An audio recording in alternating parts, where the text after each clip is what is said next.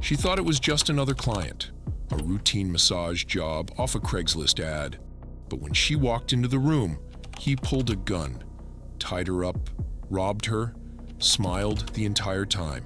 She made it out alive. The next woman didn't.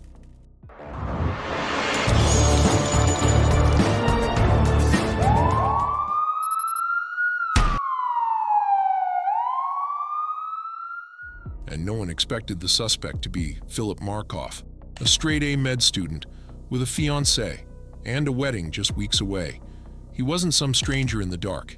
He was the man your parents would love, the one who sat beside you in class. So how did he become the Craigslist killer?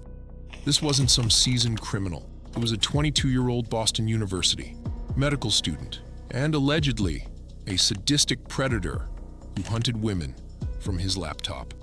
This is the story of a man who lived a double life so perfectly, no one saw the monster underneath until it was too late. Chapter 1. The First Attack.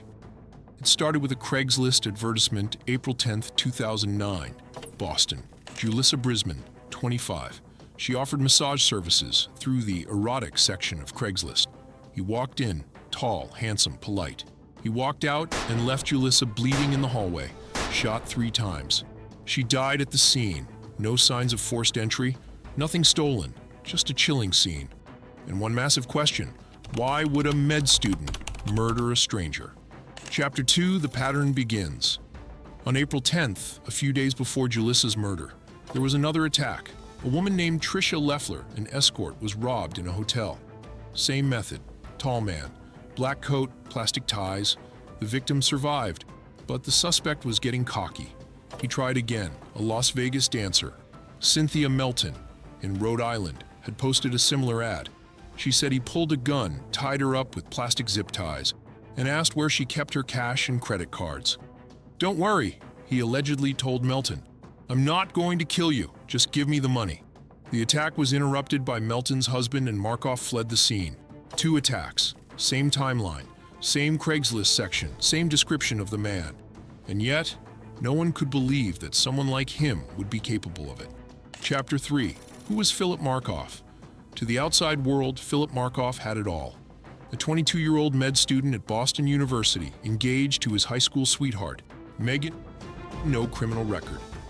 Son of a respected dentist, lived in a luxury high-rise apartment. He played poker, studied anatomy, and planned wedding details in between lectures. But behind that perfect mask was a mind unraveling. Chapter 4. The Manhunt. The key break came from surveillance footage. Security cameras caught a tall man in a baseball cap entering the hotel moments before Julissa's murder. Hotel staff confirmed he used a fake name, but the cops noticed a pattern. Same phone number used to contact both victims traced back to a disposable track phone purchased with a prepaid card from there. One lead snowballed into another. On April 20th, just 10 days after the murder, Philip Markoff was arrested on Interstate 95. He was headed to Foxwoods Casino with his fiancée. When the police pulled him over, he didn't blink, didn't ask why, didn't even flinch. Chapter 5. The Apartment Search. When police searched his apartment, they weren't ready for what they'd find. A .380 caliber pistol hidden inside a hollowed-out Gray's Anatomy book, plastic zip ties a roll of duct-tape latex gloves, women's underwear, multiple phones, bullets, matching the kind used on Julissa Brisman, and a hard drive that contained messages responding to Brisman's Craigslist post. It wasn't just evidence. It was a calculated kill kit, a kit assembled by someone who knew exactly how to hide in plain sight. But that wasn't the twist. The real twist? His fiancée claimed she had no idea. Chapter 6. Megan's shock, the silence. Megan McAllister stood by him at first. She called the accusations ludicrous. She insisted he was innocent. "Philip is a beautiful person, inside and out. He could not hurt a fly," said Megan McAllister to ABC News days after his arrest. But when she saw the evidence, everything crumbled. She visited him once in jail, then cut off all contact, canceled the wedding, deleted social media. She had been planning a future with a man she never really knew. Chapter 7. Theories and Motive. Here's the question that still haunts people. Why would a med student, on track to become a doctor, throw it all away? There are theories. A gambling addiction. He played poker obsessively, racked up losses, needed quick cash.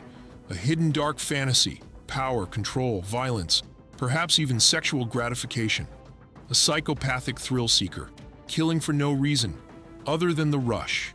But no clear motive ever emerged. He never confessed, never explained, and he wouldn't get the chance. The end that no one saw coming on August 15, 2010, the day he would have celebrated his first wedding anniversary.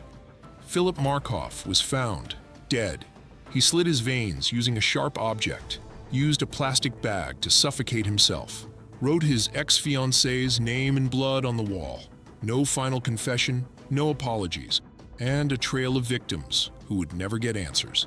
The final word. In the end, Philip Markoff never stood trial. He never explained why, never took responsibility, and yet he changed how police investigate crimes online. He changed how women trust digital platforms. He changed lives, all while pretending to heal them. So the next time someone tells you they looked like such a nice person, just remember, so did Philip Markoff.